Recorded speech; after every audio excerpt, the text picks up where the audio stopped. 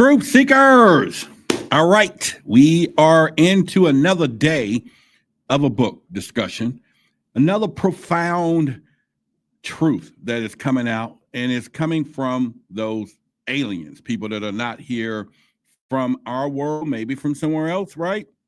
But anyway, as you know, we are getting some great information, right? We're seeking the truth. We're getting some good revelation from some of these extraterrestrials that are from another world, telling us how our world works and what we need to know to get out of this prison planet that we are supposed to be in. So anyway, we're into day two. We're into the book. Let me put it on the screen here so that you will see it. It is the Thiaoouba Prophecy, the Golden Planet. Now, of course, if you was here yesterday, I got into the beginning of the book. Now, I skipped deliberately one of the chapters, and I'm going to bring it back in a little bit today as we go further on into this book discussion, because it was a profound information, and I thought it was pretty cool to put it off to the side a little bit, and we'll discuss it tonight as we go through it.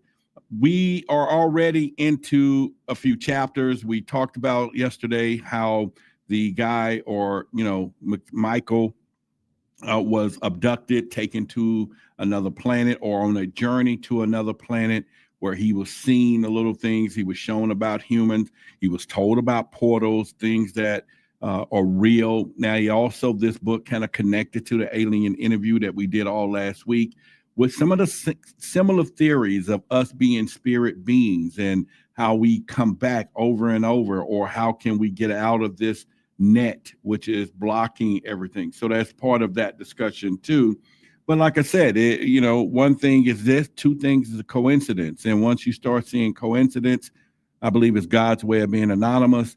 We have to look at those facts and pretty much doing it. So hopefully you're ready today as we continue to go forward with it. There is a link in the description so that you can click and go to Amazon and buy this book.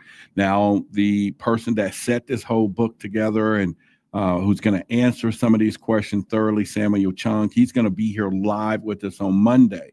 And he's going to go in depth in some of these things with some of the questions that I have for him when it comes down to this. And he may make a startling announcement of a few things in this extraterrestrial space. And like I said, great guy. He's been on the show months, last year, I think, or so, but he'll be back now with more updates as we continue.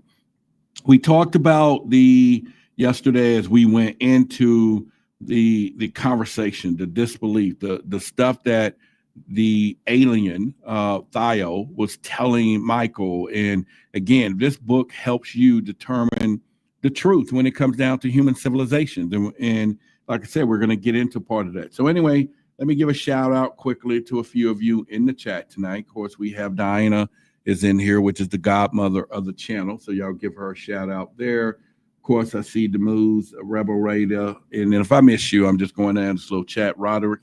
Can't miss Roderick and Roderick, right? Yeah. So like R&R, Rolls Royce. Dana is here. And Aqua Girl is here, the Truth Seekers, and everyone else. So, but anyway, if you're new here for the first time, put it in the chat. Let us give you a warm welcome, and pretty much from there. But listen, get copies of these books. We got a few more in the future that I'm just going to bring together. I think these are some of the ones that will put together the great perspective of what's happening in this alien world. Now, we're going to go to chapter 5 here, or chapter 4, and we're going to talk a little bit, but remind me, all of you, to rehash chapter 3, because I skipped it yesterday. And I skipped it because I think it was pretty profound. It was something that I wanted to make sure I bring it in as we build up momentum and steam about what we're talking about. And it's just kind of great. So, and also, if you're getting anything out of these discussions, put it in the chat. Let me know that you are getting value, and make sure already, hit that like button so we can get to 100, 150 of them tonight. And we're going to do this. All right. So in part of this chapter, the Golden Planet, we're talking about Thao creates what he called, for the human, Michael, a vivid, terrifying collective illusion for him, making him believe that the spaceship is exploding and about to collide with a comment. Now, the reason why I thought this was really interesting, because the alien began to put something in his mind, an image in his mind. And I've always told y'all, truth versus authority. This is the channel. We do this because we know that authority is not the truth. Truth is the authority. Truth is truth. However, when I first began on this journey, and I've explained it on many occasions, that I just felt that authority was figures, was people figuratively, maybe, people that are in high rank positions, and that we have to believe them because they're authority. And then I realized as I started doing more studying and more advanced into this channel and what we're doing, that truth is the mind. I mean, the authority is the mind that they're after. They're after controlling our mind. And right here, as we go into it, the alien proved that by giving Michael visions in his mind, a collective illusion.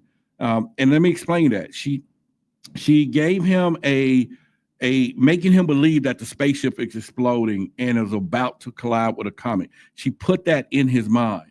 Then she explained to him that this is demonstrated how easily they can delude thousands of people by manipulating astrophysics, is what she said, astrophysic bodies. Michael is then told the true purpose of his journey was to write the book to Earthlings as their civilization is at a critical point due to materialism and a lack of spiritual knowledge, saying that we're in a bad shape right now.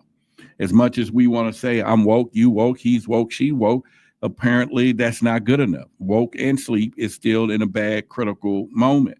But she wanted to let him know how easily the manipulation, the control factors, the things that are happening on a daily basis that goes unnoticed, actually, when we don't see what is going on.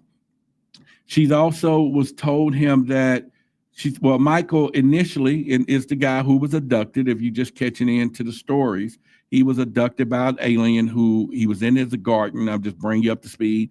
And then they was taking him to another planet. But the whole mission and journey was for him to come back and write what he saw, documented it within the book. Now, obviously, I don't know, if the alien was saying this is how this is going to become a bestseller, but hey, I'm doing my part, sharing it with you, and maybe at some point more people get into this information.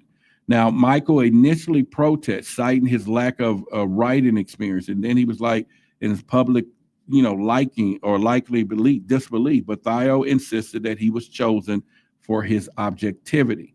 And then she explained the creation from perspective of the spirit. We're talking about God here. This is where the twist began to twist a little bit.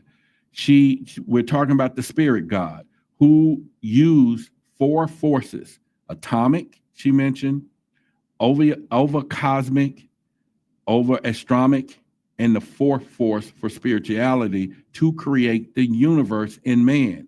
So there we go. She explained how we in man and this universe was created. And like I say, it's in the 4th chapter. So if you were to get the book, and of course for our members, you know where to find it in the Patreon. But where I'm going with this is that it goes against the grain of what we've been taught, or maybe some of the things that we were told. And it's essential that we begin to open our minds, because you got to remember, the mind is like a parachute, right? It works best when it's open. And when we open our mind and keep it open enough, we can then gather new perspective. And so right here, again, she explains to him that the creation from the perspective of the spirit, okay, which is God. So she put the spirit as God. All right. And of course, we are immortal spirit beings. Even the last alien told us that in Alien Interview, Ariel. So all this is begin to tie together in saying who used the 4 forces. All right. She explains the complexity of the human body and the unique crystalline vibrations of the blood. Listen to that. Crystalline vibrations of the blood, that there's the way this blood is in our body. Is that how impossible why we are so attracted to crystals, the frequencies of crystals, or the different type of crystals that is in our blood? Have any of you known that? When I read the book, I didn't know. Of course, yeah, I knew all about crystals, right?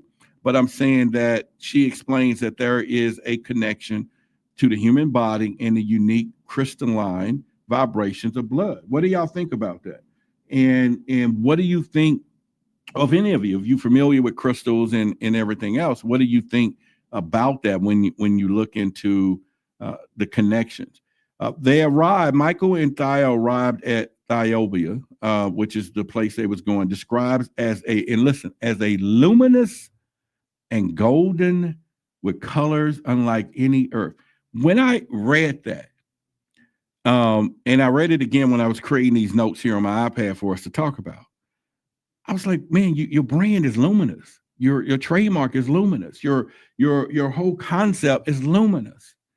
And it just made me feel that not only I'm on point with our journey, but on point with the message that we are to continue to put out here in our community. However, she goes into teaching Michael where he learns that the planet's lower gravity is and he was advised to wear a mask to mitigate the intoxicating effects on the vibrant colors. So she was saying that these colors are so vibrant that he's not going to be able to watch it or look at it normally, and it's going to really cause some things. But that was pretty interesting when it came down to that. Someone say, by the way, we're listening from New Orleans. Welcome, welcome, welcome, New Orleans. In the house, Victoria. And we have U Gold is in the house. I believe sounds, but could just be good writing. Maybe it's just hitting you right. Okay, all right. And that would make sense about crystals and blood. All right, yeah. And so she explains that's where we are within our bodies with these crystals and stuff. So I thought that was pretty interesting, Shantae, when she said that. All right, so the other part is we want to talk about terror, betrayal through illusion.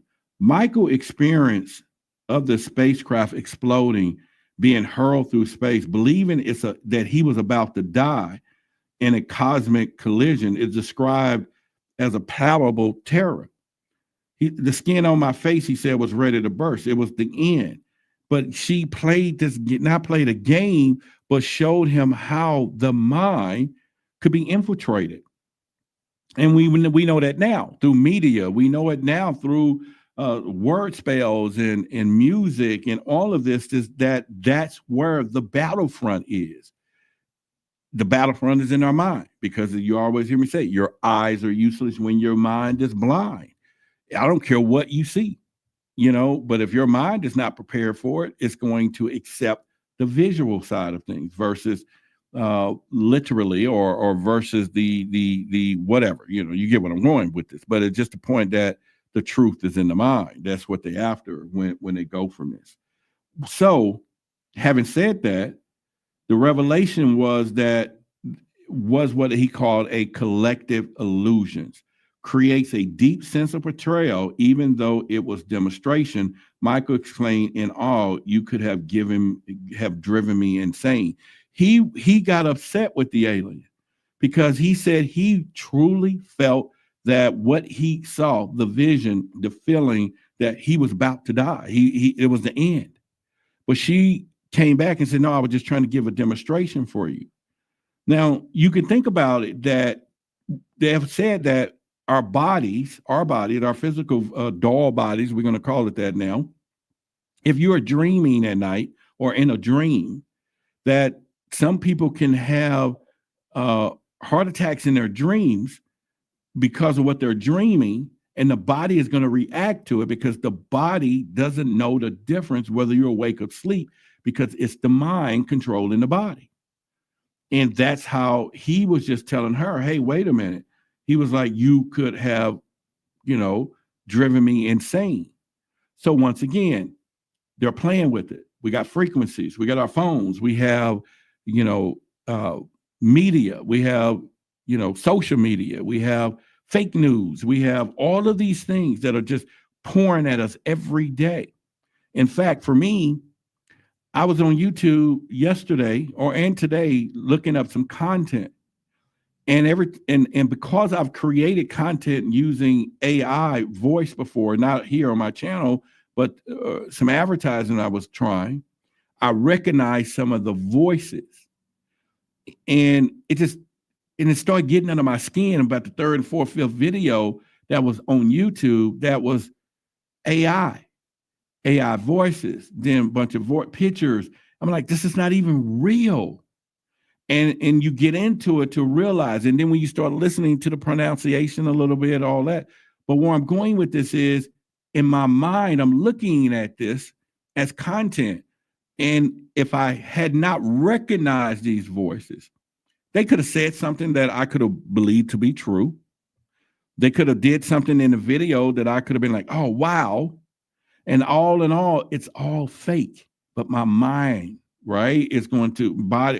You're just going to believe that, right? Because what you see, and I'm not really tying it in correctly, but I know you get where I'm going with this.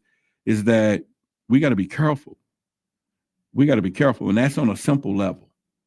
And we already know how they play with us and everything else. We got to be more careful. So I had a question: how would you emotionally react? You know, being subjected to a terrifying lifelike illusion for, you know, just a process, just for somebody studying, would the justifications of teaching outweigh the feeling of the violation or potential psychological harm?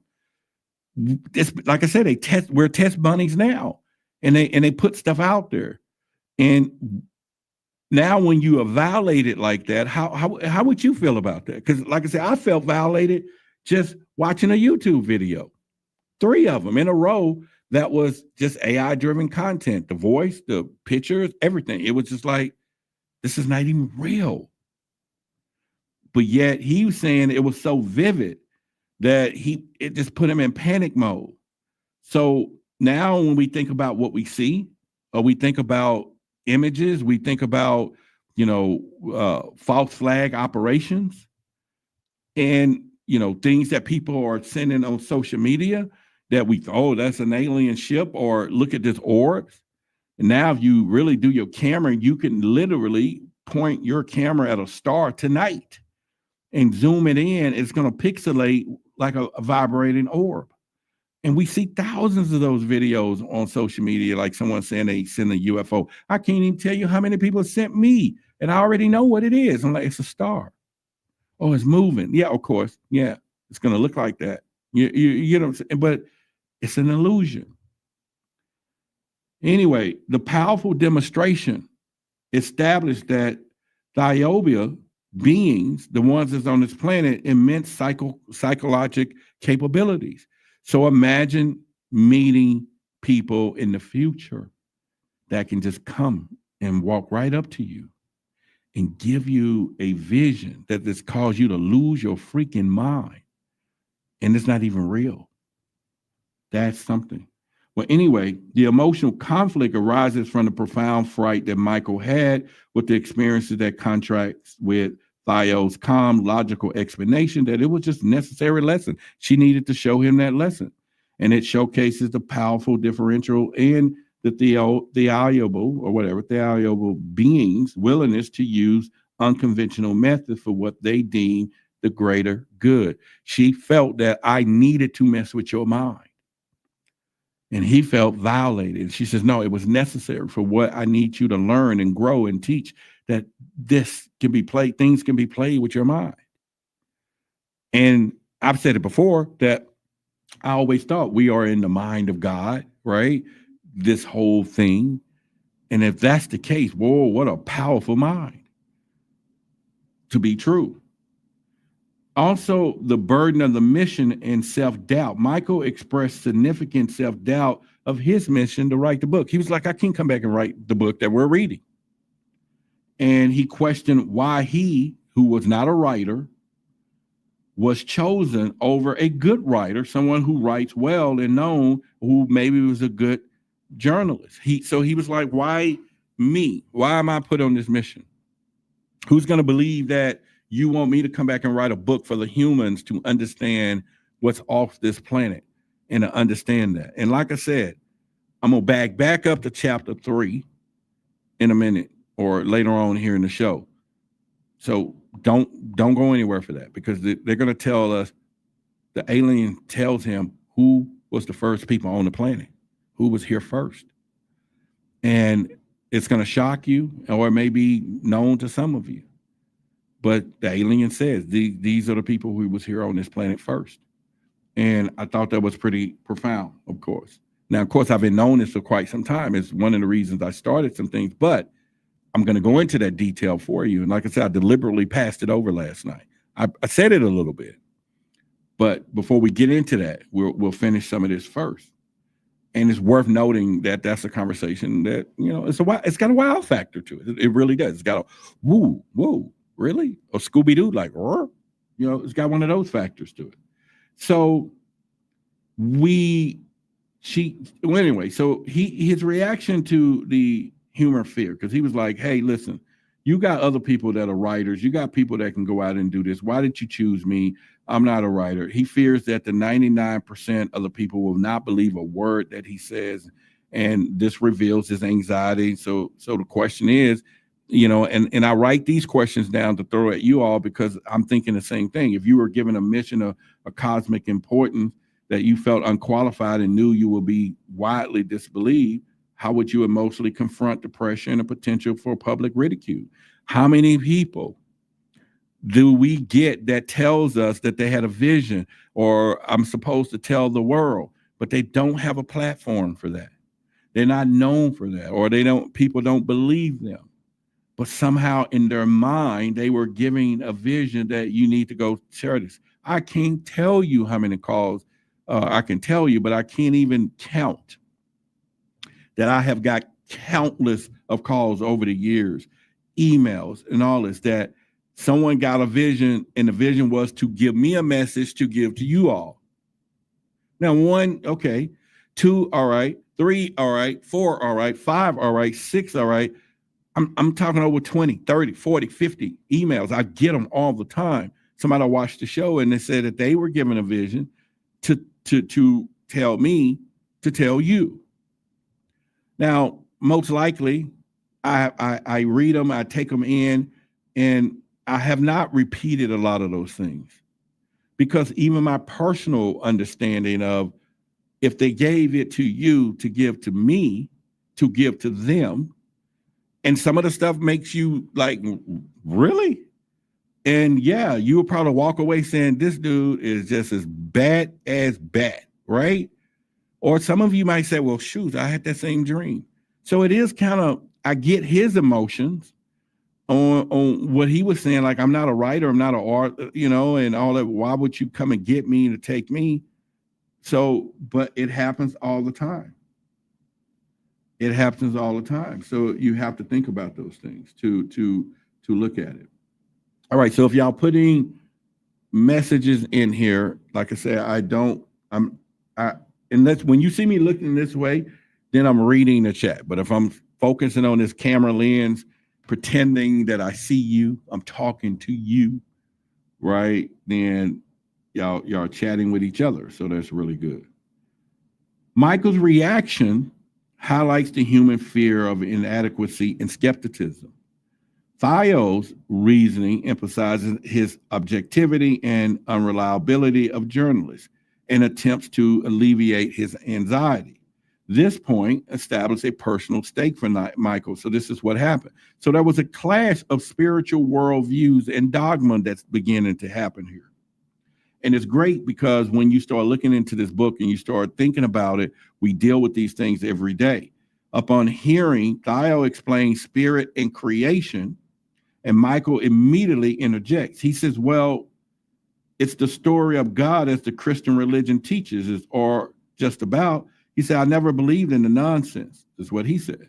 He said, this reveals his strong prejudice against organized religion and a conflict with any narrative that seems to align with it. So he had already told her that he really didn't believe in the status quo of the religions in the way things were put together, which is okay, fine.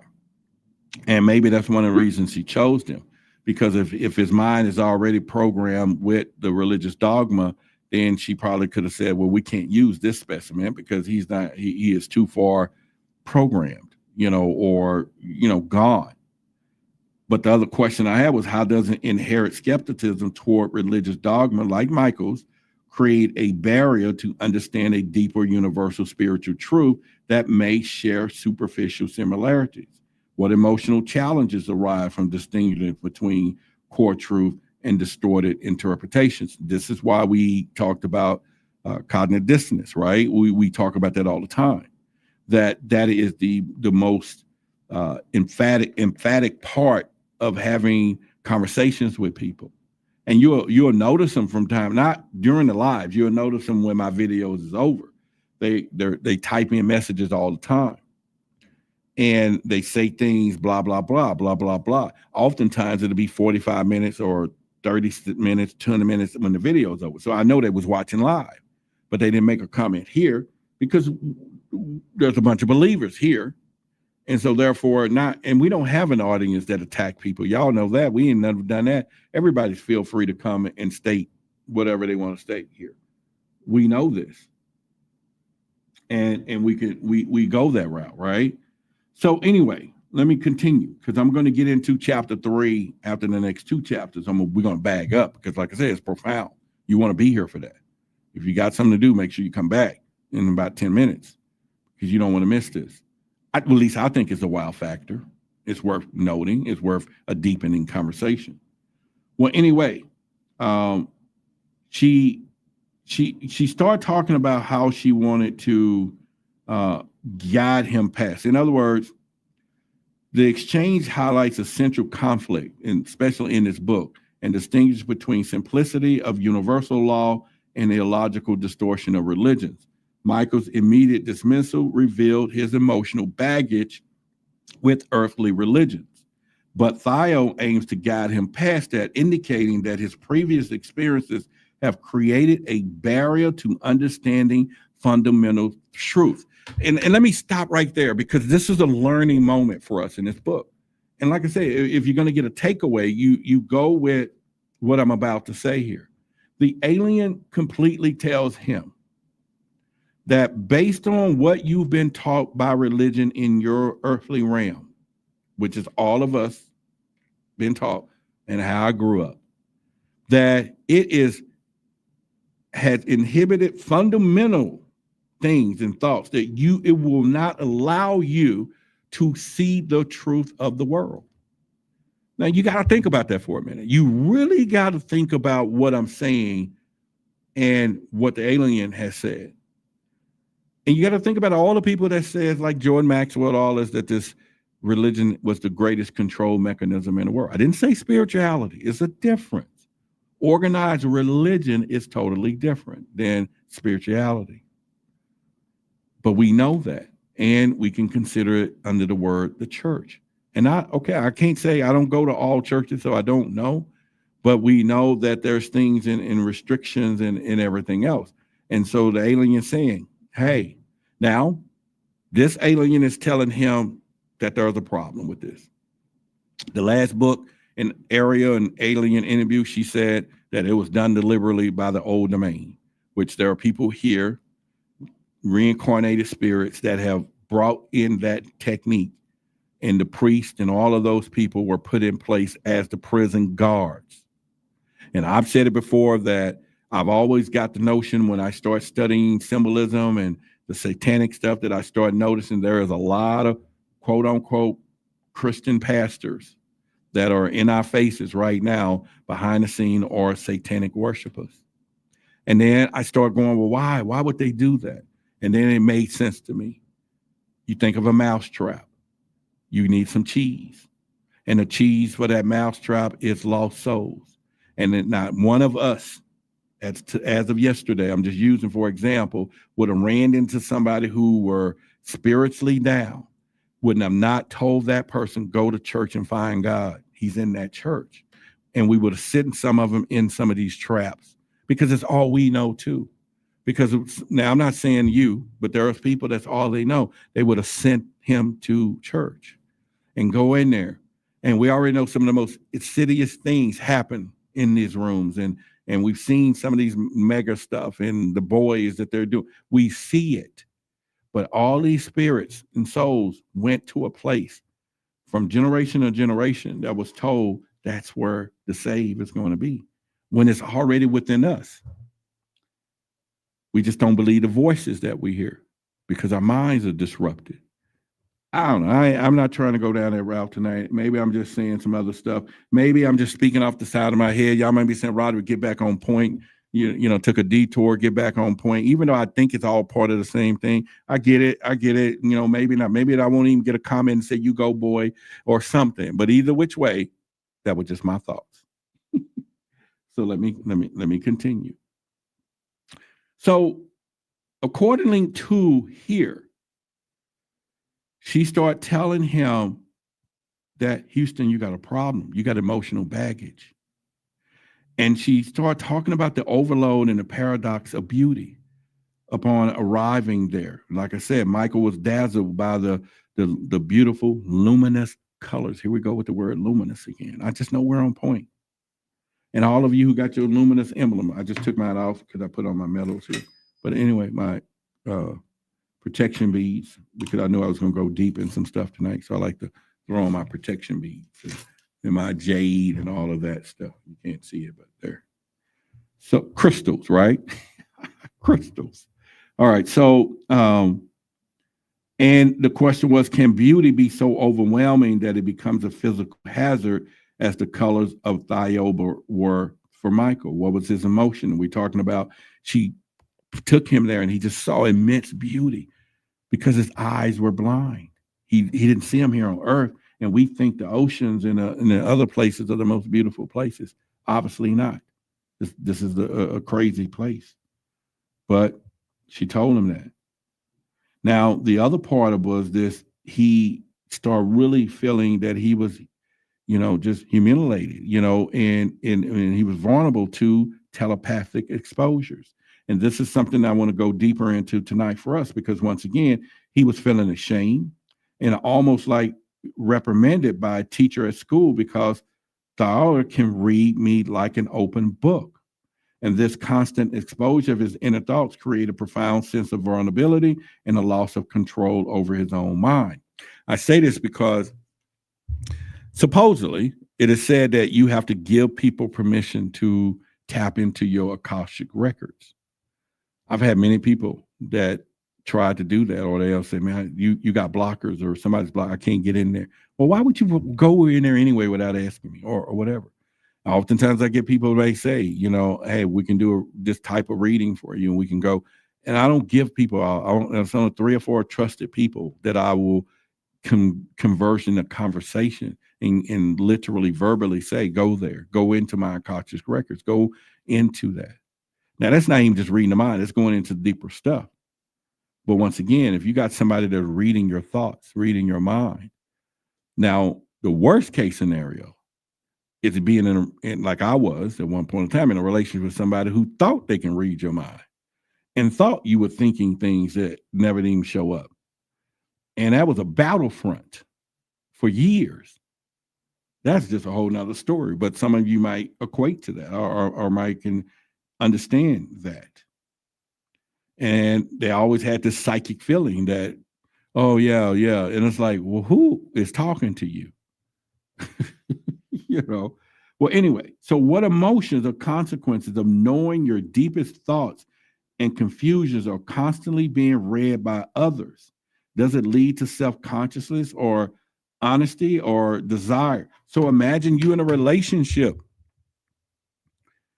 and both of y'all can read each other's thoughts. You know, comically, you're looking at a person and say, oh, hi, honey, how are you today? Hi. Oh, you're so gorgeous. In your mind, like, man, I wish you'd get some of that weight off. And then you like, huh? You get what I'm saying? Oh, yeah, oh, look at that dude. Look how he dressed, honey. That I wouldn't want you to dress like that. But in her mind, go, oh, he is a fine son girl. I just got an excuse to look at him. But you read the mind and you're like, well, babe, that's not. What do we do if everywhere you go, somebody's reading your mind? I mean, it's great, you know, when you know, someone comes up and just hands you some stuff. But it is scary because I have went through that before, you know, and like I said, it's not something that you then be like, oh, okay. But hey, that he was feeling it, And I get it. I understand how he was feeling. So again, if you just join us, we are going through a book discussion of 2 that we went through the last few days of Alien Interview, which I call the Holy Grail of books that each and every one of you need to get, put in your archives or whatever, get to discuss deluxe, edition. That's the teacher's edition. Study edition is what it says. And then this book here, I thought it was really good because they start talking about the origins of Earth. And we're going to get into that. And we're in chapter 5, and I'm going to go all the way back to chapter 3, which I skipped initially yesterday because I think we're going to talk about that stuff in a little bit. And make sure you all hit like on the thing tonight, and let's see if we can get 100 likes in here fast on the video. Yeah, so if we can do that, I think it'll be cool. So anyway, let's continue because it's getting ready to get really good if it hadn't already. All I can say is going to get better. It's going to get better. And also, we're about 300 people away from hitting 25,000 subscribers. It's been a dream of mine for quite some time, and now that dream is becoming a reality. So if you haven't subscribed to the channel or y'all got other people who will, we're going to do a special show when we hit that 25K, okay? We're going to do something, all right? All right, so let me continue down this rabbit hole. And after this chapter, we'll go back to chapter 3. But learning to live on another planet. This was something that was pretty interesting. Michael began to adjust to the life on Thiaoouba.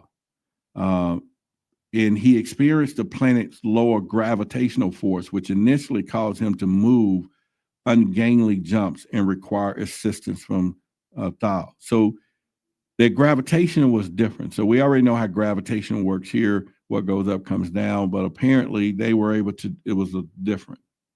So he explored a forest that had these gigantic trees and learns about what he called musical results produced by insects and plant vibrations. I thought that was pretty interesting. So when he was at this new planet, everything was vibrating. You know how we say, well, you got to be on this frequency or you got to be vibrating like this or whatever. Where on this particular planet, that was the way of the world. The insects, the plants, they all vibrated. He also observed flying people who use personal anti-gravity devices called Tara and Lifotilak, or whatever that was called. And Michael visited his assigned doko, which is what he called a habitation. I thought that was pretty interesting in the book, which was like an egg-shaped building that uses magnetic fields as walls, allowing transparency from the inside but not out, and can transform air into drinking water. That right there. So he was in this doko, what it was called. From the outside, people can't see, but from the inside, you can see out in a 300 or 180 or 360, the way it was. And when they needed water, it took air and made it into water. So he learns about how they're concentrated, highly nourishing food and witnessed her demonstrating the levitation. So now he's at a planet, Michael, the abductee, where they're flying around. They're not using cars or anything. They have these little devices, which obviously we're on our way there. And the way everybody were, the animals, the insects, the vibrant colors, the lights and everything. So he's getting an overload of true beauty. Not what we think, but true external beauty. He's getting an overload of that. And he really can't handle it because he's learned about how this stuff is really going and what they call food. And that got really interesting for him because he's going through this transformation. The reason why this book is a little different from Alien Interview, because Alien Interview was a captor, right? We had an alien that got captured in our government. This one is a little more feel-good story where an alien was like, let's take you so we could, show you the beauty of things and what's going on. So we're going to get into chapter 3. And that can take us a little while because we can just discuss this. So chapter 3, I'm bagging up, and I have my little note right here to remind me to go back to chapter 3. So if y'all ready for that. Yeah, we have how many likes right now? Okay, All right. So people are coming and going. So we have 67 likes. I don't know where that 90 likes come from, but if we can, oh, she said we had 90 people. Yeah. So we can get some more likes, y'all. Come on, let's hit that like button. Let's do it. So let me go to chapter 3 and let's get down into this. Chapter 3 is about the first man on earth. I just know that that's interesting enough, right? Because we'll be here an hour and this will take us toward the end. Thao takes Michael on a journey through Earth's ancient history, starting over 1,350,000 years ago. Think about it. Our civilization dates back, even for the first plane, back a couple of hundred years of thought, 1,000 maybe. But they're talking about 1,000,000 years ago. Nothing new under the sun. This thing has been here 1,000,000 years. She explains that the first humans on Earth were black and yellow races who migrated from Bacratini, a planet in the Centaur constellation. I'm going to read that again. She explains that the first humans on Earth were black and yellow. Now, if you go back, yellow was Chinese people, and I already know, but it'll tell me anyway. Yellow races who migrated from another star system, a planet called Centaur constellation. Their home planet was dying after being devastated by a nuclear war, subsequent and cannibalism. They started chowing on each other. Now, at that point, I think I'll be the first person they're going to come, because y'all get a lot of feeding off of me. Y'all probably would. Look, I got my grapes right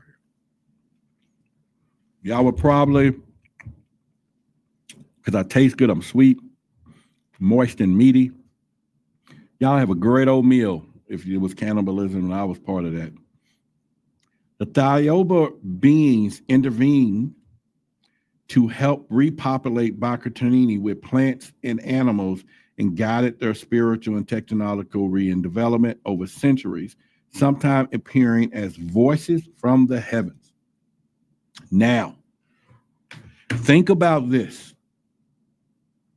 She's saying that they started helping the new people when they repopulated Earth, and they started getting into their heads as voices.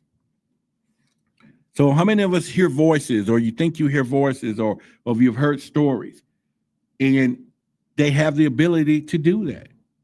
An alien, extraterrestrial, whatever, spirit beings or whatever, have a ability to do that. Now, ain't that crazy though? The Thiaoouba beings intervene, to help repopulate Bacratini, which was where they were, with plants and animals, and guided their spiritual and technological development over centuries, and sometime appearing as voices from heavens. These Bacratini then migrated to Earth, with the black race settling in Australia and New Guinea, and the yellow race in Burma. They brought their technology, plants like Aureliu, and something called Examprathoria, animals and like the kangaroo and the goat, they brought them here.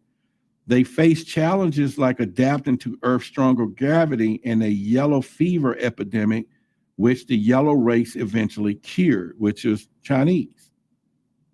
They described and the reason I'm going to say this for you, let me throw some at you. And I want you to look this up yourself. She said the first people here were black people and yellow people were Chinese. You're going to do some digging, but you do some digging.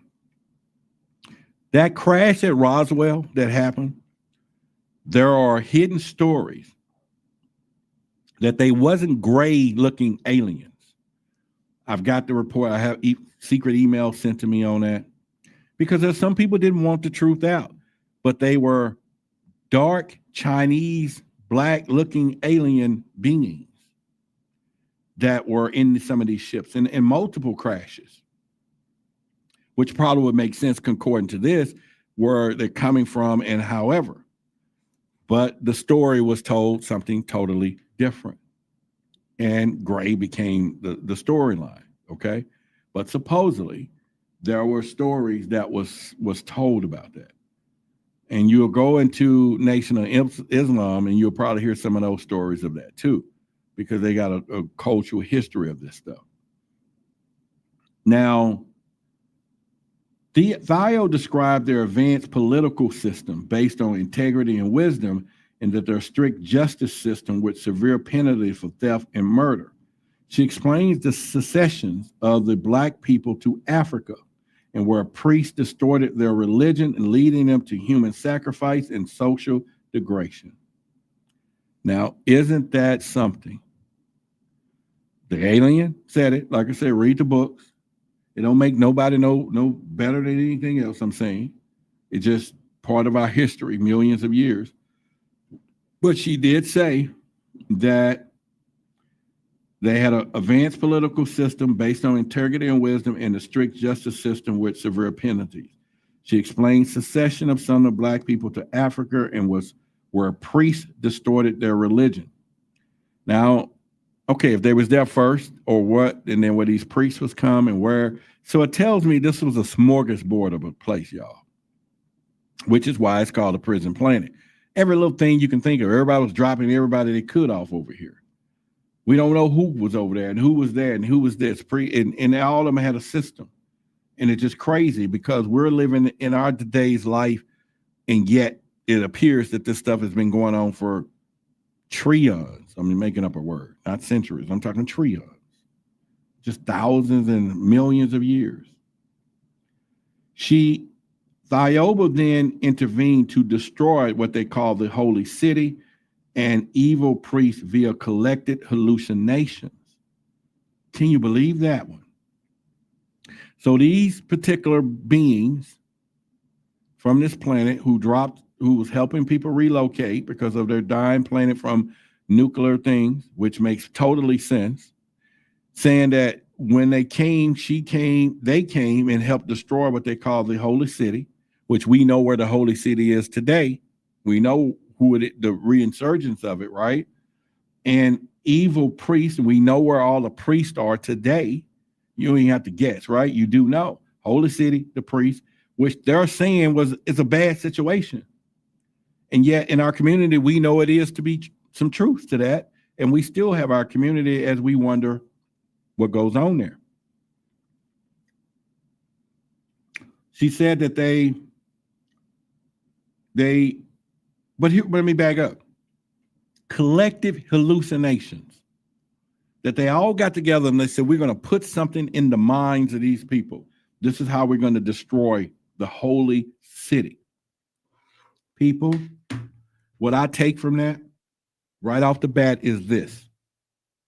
If those extraterrestrials knew that there was a big problem within the religious systems, and that they knew that they need to destroy a holy city and reorganize these priests. But that's not where I'm going with this. I'm not going with this. I'm going with what I'm about to say that's coming out my mouth next, which is so important to us as a life lesson. See, I know sometimes as I'm telling these stories and we get into these books, some people are like, or whatever, but it's essential for the nuggets. How did they destroy a holy city and priest? How did they destroy them? You remember what I just said. They destroyed these people through collective hallucination, the mind. And if you think on a primitive level where we are, that these people are not after our minds and that they don't know the game and the importance to go after our minds and our foods or whatever they do, then this should tell you right there the importance of our minds, the importance of keeping a clear meditative mind to connect, to find your holy inside or whatever. So the mind is the war field. It's why we got television, programming, channels. Everything is going into our minds. They want our minds. They want your brilliant mind. They want to dumb it all down so it doesn't think or process things like it's supposed to. They're after it. Make sure y'all hit that like button. Please hit the like button. You know?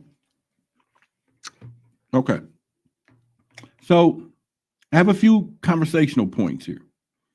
Because, see, this chapter concludes with an asteroid impact 30,000 years later that reshaped Earth, forming continents like Mu and genetically affecting the Aborigines in Australia. So I got a thought-provoking conversation points I want to make here. Disbelief and challenge to establish history. Michael repeatedly expressed disbelief at Thao's account, particularly regarding the rapid repopulation of Bacratini in just 2 days, and that the idea that the first men on Earth were black and yellow. His internal thoughts, perhaps, he was like, perhaps I was hallucinating, perhaps I've been drugged, perhaps I would soon wake up in my own bed. That's what the author was explaining. And imagine that, right? So he's saying that when the alien told him, because he was not black, that there was these are races that was here first and how they got here in the repopulation. He said he was like, I thought I need to wake up now. This is all a dream. He said, hey, I thought it was a dream now. He said, I really need to wake up. Because he's like, what's the word? And the thing, he was like, I don't know. Let me find it. I got my little video clips, my expression clips. So when he heard that, he was like, can you say that again? I'm sorry, what? And in fact, the way he wrote this, when she told him that, he's like, that's the dumbest thing I've ever heard. So he's like, nah, I didn't hear that. There's no way.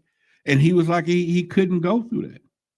So my question for you was, how would your deeply ingrained understanding of Earth history and human origins be challenged by a narrative that contradicts virtually all established scientific and anthropological theories? Would you, just like Michael, struggle with the emotional resistance to such incredible claims? Could you imagine that? If the truth gets out, or if it is true, not true, or true, what it would cause? Now you get it by hiding alien truth because it defies religion, the number one control system that we have. This is why they don't want people to know extraterrestrial beings exist, because they know beyond what we've been told. They know when we got here. They know how long we've been here. They know what happened to the last civilization. They know why the Mayan clock stopped at a certain year. They know what happened to all the people that built the pyramids. And now we know that the pyramids was built to misguide us, that there was something else here. Not to say our ancestors built them. Ariel said it was one of the biggest tricks they pulled, is to put incredible things here that defy belief in our ability. So we then believe that there is something bigger and higher that's going on because we can't figure it out. It's the mystery. We can't figure it out. She said it was the ultimate game. So when we start thinking about all of these tools of illusion, and that goes right with David Icke. David Icke been preaching about this for years, and they say he was nuts. He was like, no, this is holographic illusion. This is an illusion. Of course, I tie back into what we talked about the other day, the Matrix. It's an illusion. Now, don't get me wrong. I'm finna pinch myself. Ouch. Damn good illusion, because it hurt. But am I really feeling pain, or can I not feel pain? Well, I don't know. However, it's an illusion. Now, I can't say that, however, how good and deep it is, that you don't just go and paint some wings on yourself and jump off the building. Because believe me, you can't. If you don't fly, you don't fly. I don't care if you put wings on you and then you jump off. Don't do that. There's rules within this game. Remember, she said we're playing a game, and the rule book in this game is that we can't fly. That's the rule. We physically fly. That's how the rules are made in this game. Now, if you can find a way to change the rules, then maybe you can fly. I mean, just get up and fly. We can do that. So anyway, the other part of this once again was to challenge that. So the explanation at this point underscores the conflict between imperial knowledge and extraordinary revelation. Revelation. Michael's incredibly he's relatable human response was confronted with information that shatters a worldview. That was the problem. And Thao's calm insistence on the truth, supported by her telepathy, serves as a slowly erode his emotional barrier. And so she kept putting the visions in his mind to bring it down, down, and down. Now we're going to get into the horror, the primitive survival, and the humanity's dark side that they start talking about. See, the descriptions of Bakaratini survivors resorting to cannibalism after the nuclear war, taking each other out, that was the worst catastrophic thing that happened on their planet. I can't imagine us getting to that state or where we will begin to grub off of each other. I don't know. I can't imagine us doing it. I can't imagine us getting to a point where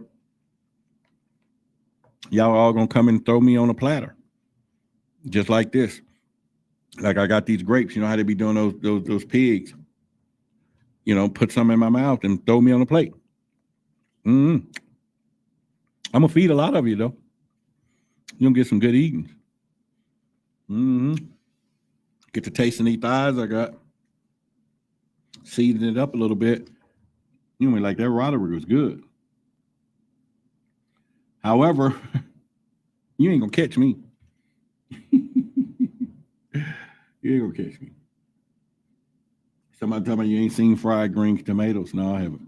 All right, so the description of this was the brutal penal system of the Bakaratines supposedly would thrive where thieves that had handcuffs off and murderers were thrown to the crocodiles. Ain't that funny? This book talks about how they start throwing thieves to the crocodiles, and all of a sudden we got an alligator Alcatraz. Nothing new under the sun, folks. Nothing new under the sun.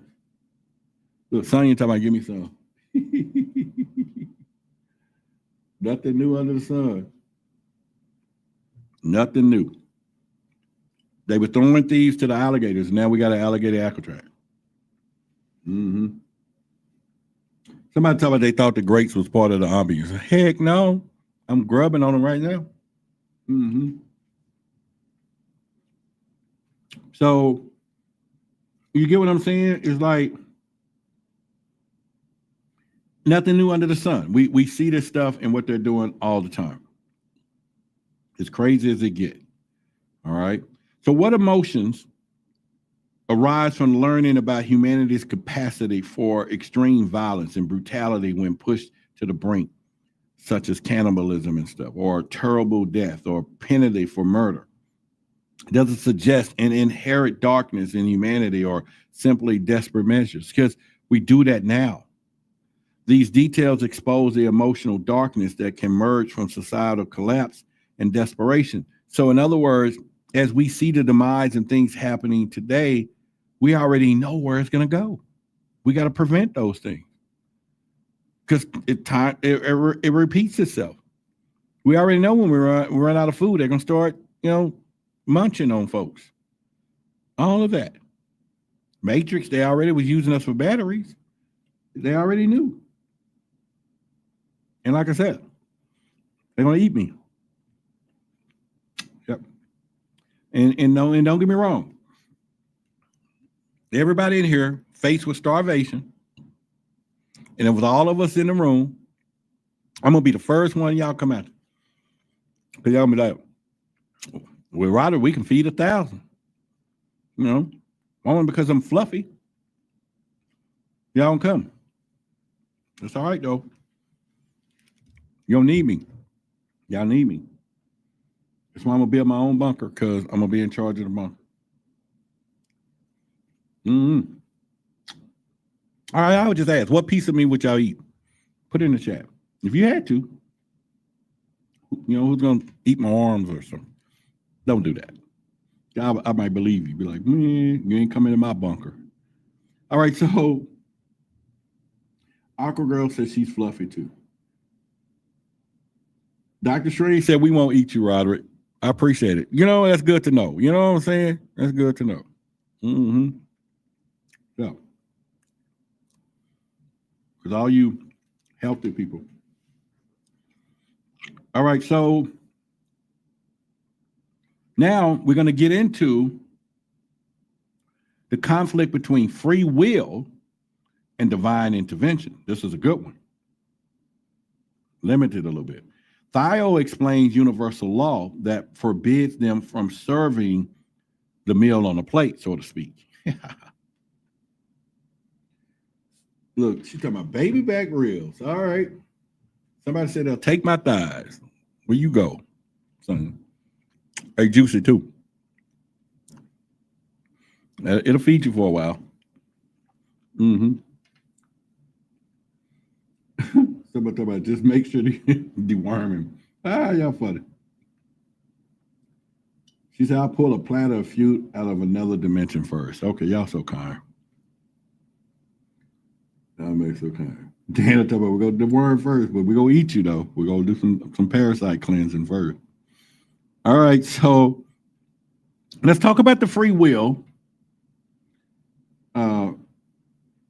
Talking about juicy, that's why I want them. All right, you go then. So let's talk about the free will that they was talking about here, meaning that they could help, but not solve all the problems from developing civilizations.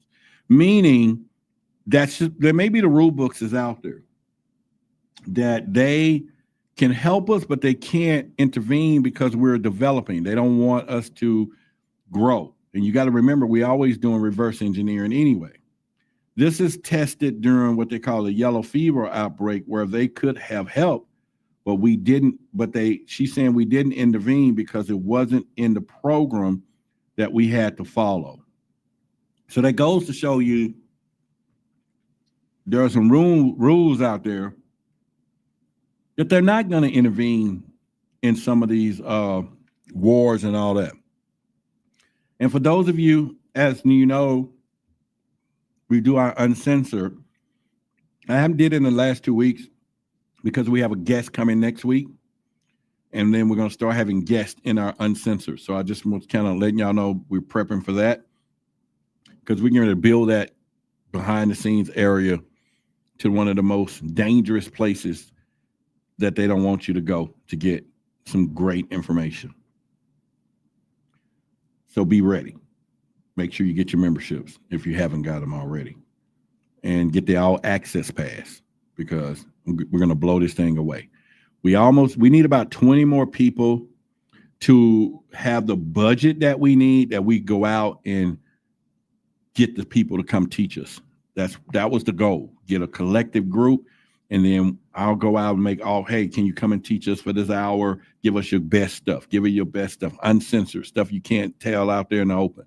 But I needed to build us up. We need about 20 more people to reach the budget that every week I can get a speaker, but every 2 weeks for now, and then get the bigger plan for what we got to do. But we on point. We on track, though. Thanks to all of you who are there now. We on track. And I promise you, you will not be disappointed going into that area. We might have to pick another day, maybe on a Saturday, to do like our little things on it, Thursday, But all right, so let me continue. I'm just saying it out loud. Free will, and she's saying that they can't help us. So again, that goes against all the things that people thinking they're going to come here, help us, and somebody's going to be here. They're going to be doing all this stuff. They're going to stop the wars, the Galactic Federation. She said it's a rule. Whoever set the rules up for this prison planet has told everybody else galactically, hands off, except for those lizard folks, who then we know that the return of Nibiru is supposed to come and reset all of this, because they don't like what's been going on. They don't like us being manipulated and controlled and everything else. And there's a war. And we read it religiously, the wars in heaven. Everybody's fighting over us. Everybody's fighting over these souls. So anyway, the other question to this is, how do you reconcile the emotion, the desire from benevolent interventions in human suffering, like epidemics, right? With the strict adherence that to universal law that prioritize spiritual learning over material salvation. In other words, they're saying they don't care about these epidemics. They don't care about all of this stuff. They care about us growing spiritually. They're saying let all of that stuff happen. Let them wipe them out. Let them do whatever. Let them create whatever they want to do. But if they don't grow spiritually, that's their own fault. So that's the mandate right there, is that we need to grow spiritually. What do y'all think about that, though? What do you think? Well, this alien civilization who said that they brought a lot of us here, telling him that they don't care about the material salvation, and material salvation is every bit of the church.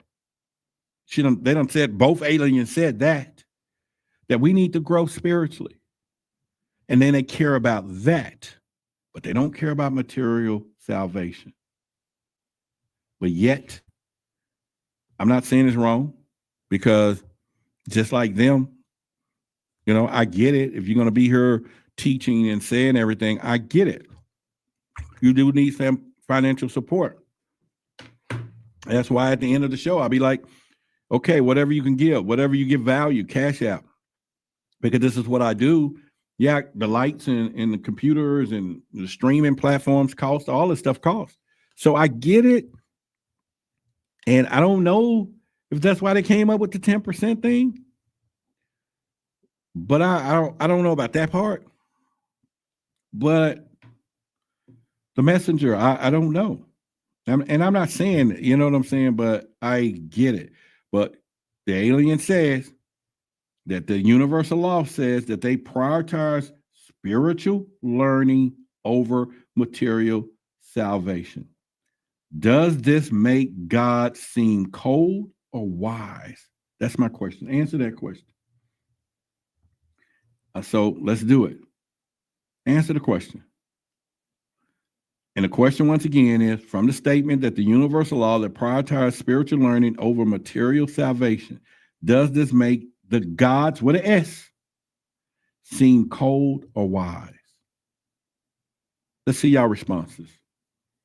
Someone said wise. Omemanta said wise. So tell me why wise. Put a little detail. I'll put it on the screen. Somebody else said material. Sonia's here, 710. Hey, Sonia. Imagine if people took 10% to help the homeless and sick and needed instead of buying a dude a jet. Imagine that one. Imagine that one. Wise. The whole point is to grow spiritually. Okay. I agree with you on that. Come on, it's enough of y'all in here. We can get a little more detail in this conversation. Universal law that prioritizes spiritual learning over material salvation. Does this make the gods seem cold or wise? And maybe I threw you for a loop when I said gods with an S, because maybe we still are into the point that there's monotheistic religion, one God. Maybe we still there. So maybe I threw a loop right when I said that. I don't know. I'm just reading it, what the alien said. Because this presents a profound ethical, emotional conflict here. Someone said both to the degree. Judith and Angelina column, that part. Imagine people took 10%. Okay. I'm calming myself, the God says. Beauty. Is that dog bones? I'm just looking at in the hospital. Okay, you just had your baby though, right? No? Didn't you say you had a baby? Or no, was that someone else? Miss Lola said the gods are just trying to elevate our minds and have it know that we truly are, so we can graduate to the next level. I agree with you, Miss Lola. Layla. Oh, Layla. I'm sorry, Miss Layla. I agree with you. Love Your Vibe says spiritual growth. I think it would be wise. Okay, I'm with you. Jaheen says wise because we always be spirit even after human experiences. Renee said yes, it presents a definite conflict. I appreciate y'all getting involved with the conversation. I really do. I really do. She said it's less. Nico says cold because we are spiritually limited and our lives are in material world through necessity. And Layla said, I like seeing my nickname. La la la la. La la la la la la la la la. That's what you're talking about? That's how I go? Lachelle. All right. Well, you got many names. Is it Layla, Lachelle? What is it? Okay. All right. So God's army sending energy to you and your dog. Okay. All right. Dinah says God's army, hope it, your fur baby. Okay, what are y'all talking? Y'all not talking to me then. Y'all talking to somebody else. We do live physical material world, ultimate spiritually wisdom, huge part. Okay, so I'm gonna keep going. Y'all doing good. Thank you. Thank y'all for your participation.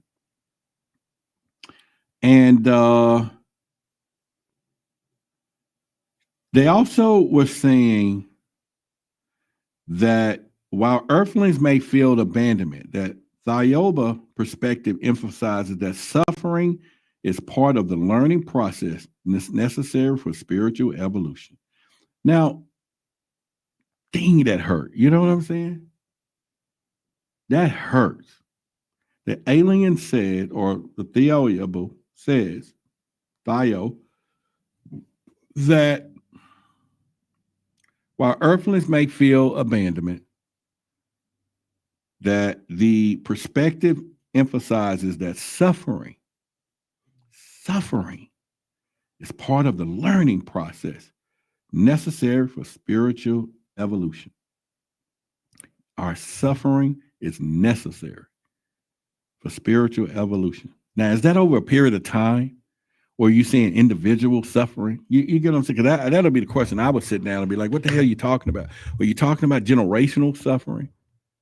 Because it can stop now or not. Are you talking individuality?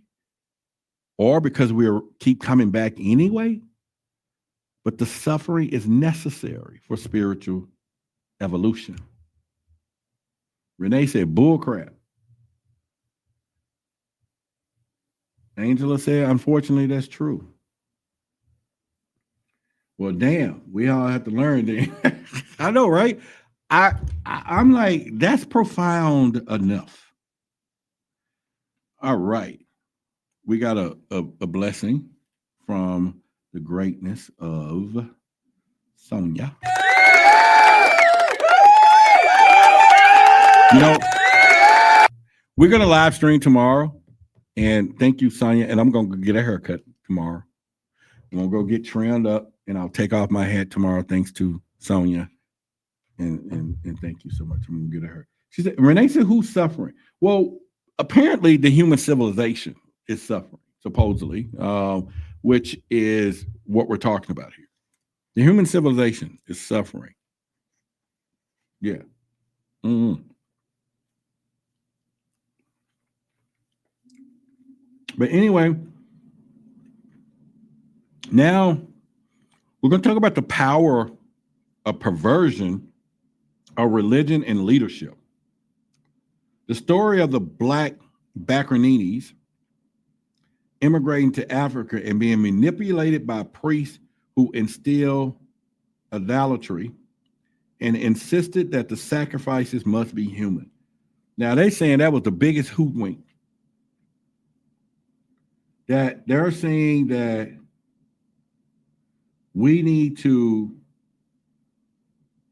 man, that's crazy. What it's saying was that it reveals deep-seated conflict between true spirituality and insisted that sacrifices must be humans, and between the corrupt religious power, is what she's saying. And that Thao's intervention through collective hallucination to destroy the holy city, eliminated the evil priest, is a dramatic response to perversion. So apparently the aliens felt that that holy city dealt with perversion. It was a response to perversion. They had to take it out. And we're still talking about the priests.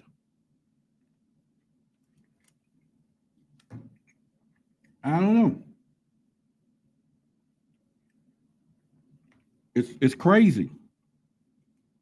So the question is, what emotions are stirred up by the narrative of religious leaders intentionally degrading a nation by keeping them ignorant from the power and wealth? That's a question for all of us. What emotions are stirred by the narrative of religious leaders intentionally degrading a nation by keeping them ignorant from power, for power? They're keeping us ignorant, not from, I misquoted that. They're saying that the aliens knew that the priesthood, the holy city, kept intentionally degraded a nation or bringing us down by keeping us ignorant for their power and wealth. And does this echo any conflicts you perceive in Earth's current religious landscape? I don't know. So right there, they're saying that this has been going on for the beginning of time, that there has been the dogma. This narrative portrays a direct conflict between divine law, spiritual development, and human corruption motivated by greed and power. And that Thiaoouba intervention, while seemingly harsh, is framed as a necessary punishment for infringing fundamental law. They're saying that they are not supposed to be doing what was going on today. There we go, right there. And there is a cataclysms inspiring destruction and genetic legacy.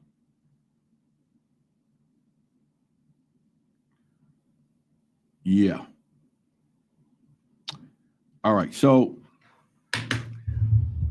we're going to end there. And like I said, tomorrow, I'm going to go live tomorrow night. I know Friday, and I usually want to get out of here Friday, 8 o'clock. But before we go, I think we need to say a couple of more Tao Chi, Ta Chi Ching, or whatever. But I think it's good. So we can throw a couple of them out here each time before we leave.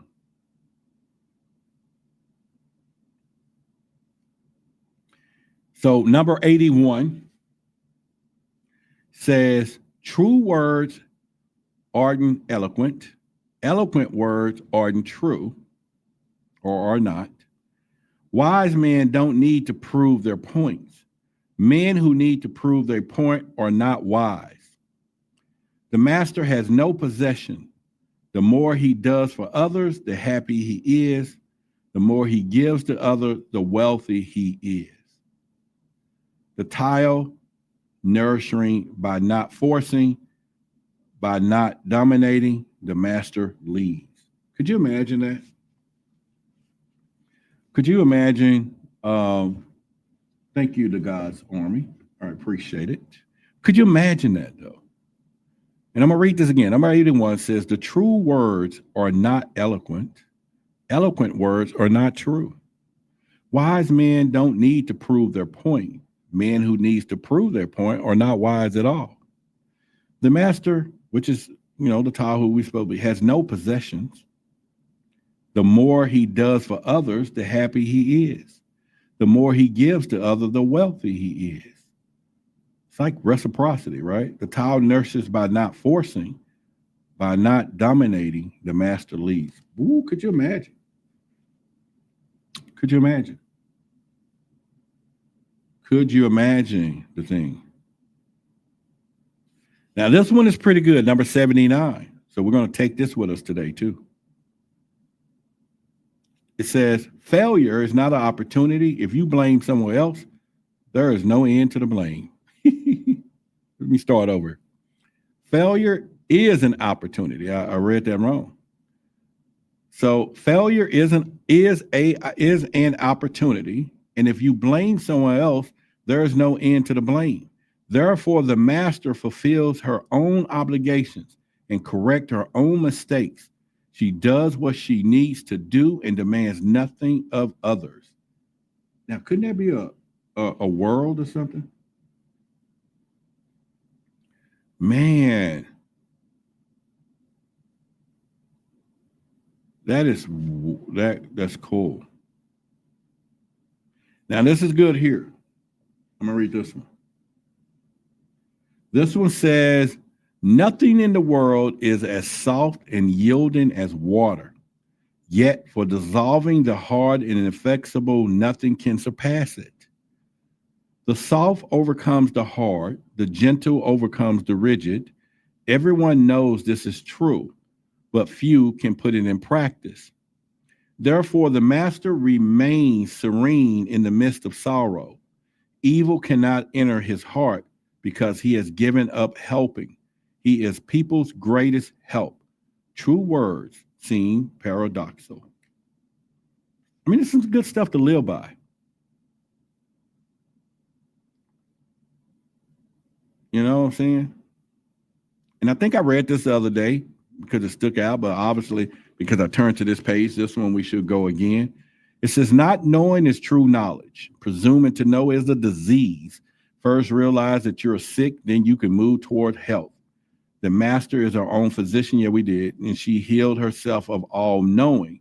Thus, she is truly whole. And that's good. We need to learn. Yeah. We need to learn.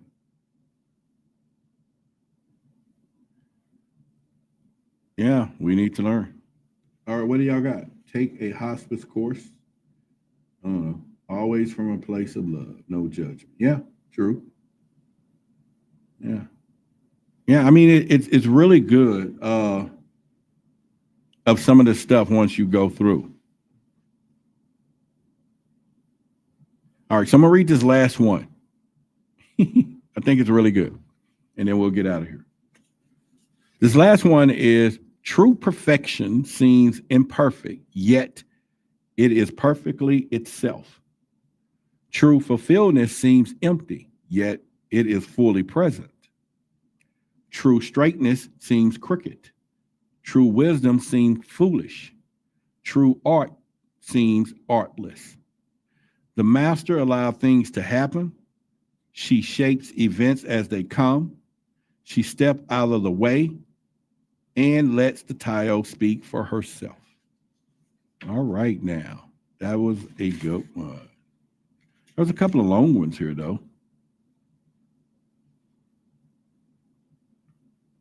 Yeah. Oh, this was good. All right, we're going to read this one last, okay? Okay, we're going to read this one, and then we out, okay? One more, just one more. And then we will, I'm going to cut this off so I'll make sure we get out of here. All right. And in the meantime, let me put the chat up, the banner. Okay. All right. If you find any value tonight, you could, you can donate there to the Cash App. If you find any value in tonight's show, we can do that. All right. So we're going to end it with this one, which I think is good. I already said it a while ago, but this one's good. It says, when a superior man hears of the Thao, he immediately begins to embody it. When an average man hears of the Thao, he has believed it and half doubted. When a foolish man hears of the Thao, he laughs out loud. If he didn't laugh, it wouldn't be the Thao. Thus it is said, the path into light seems dark, the path forward seems to go back, and the direct path seems long. True power seeks weak. True purity seems tarnished. True steadfast seems changeable. True clarity seems obscured. The greatest art seems unsophisticated, the greatest love seems indifferent, and the greatest wisdom seems childish. The Tao is nowhere to be found, yet it nourishes and completes all things. Okay, there we go. Make sure y'all hit the like button. And I think we're going to start adapting these every show. We need to have a takeaway every show. Even though it's a bunch of them, we'll go back over them. I didn't go through all of them now anyway, but it's like 70, 80. But it's worth for us to embed this on a daily basis, right? And we can do that. That we can do that, and pretty much. So anyway, I got much love for you. As you know, in Dallas, we'll be meeting up, and the countdown is 9 days from now. And we'll be doing that. There's the Cash App on the screen there. If you got any value and whatever. If the next time you come and it's a little dim, that's because half of the light bill wasn't paid, and so we had to turn off half the lights.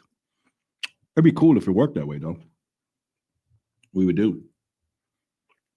But other than that, please, when this video is over, leave some comments, or hit the like button if you haven't subscribed to the channel. We want to hit 25,000, so we're about 300 away.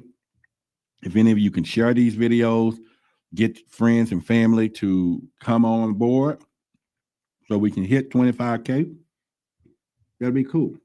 I remember when we hit 1,000, and I was like, we got 977 subscribers, and we can get 30 more, we'll get 1,000. And I was so excited.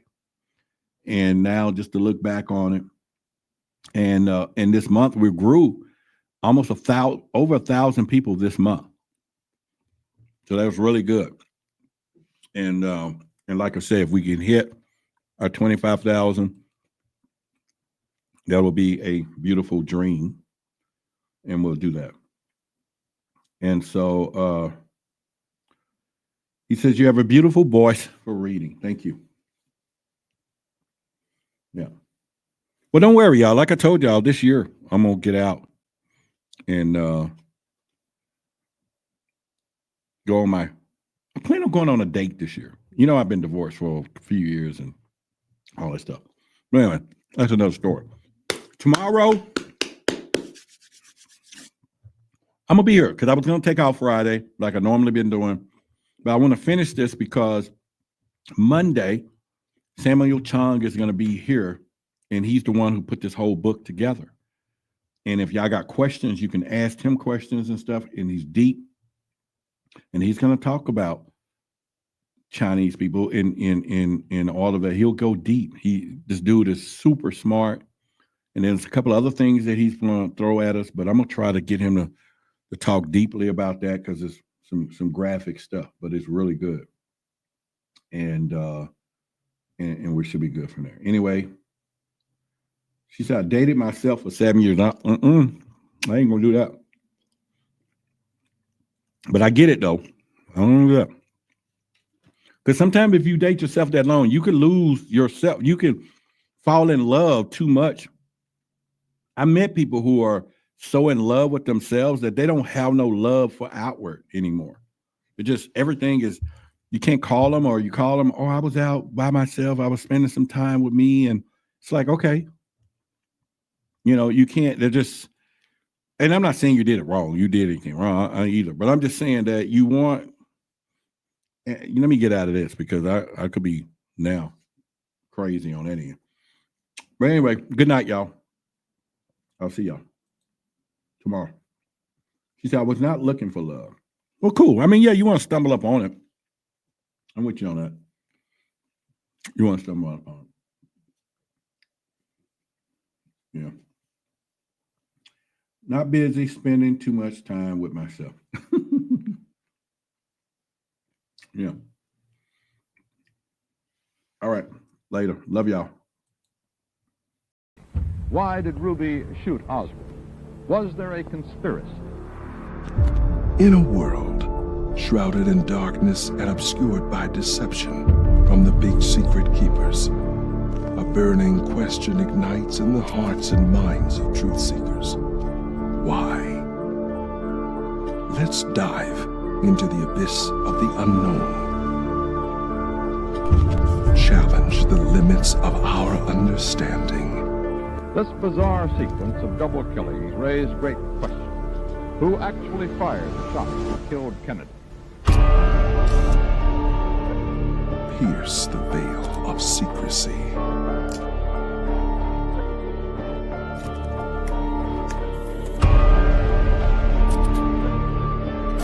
Cattle found dead and the manner of their deaths are a real mystery.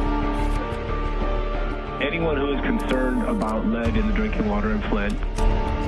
And venture into the realm of conspiracies and extraterrestrial evidence. A huge explosion now, raining debris on all of us. We better get out of the way.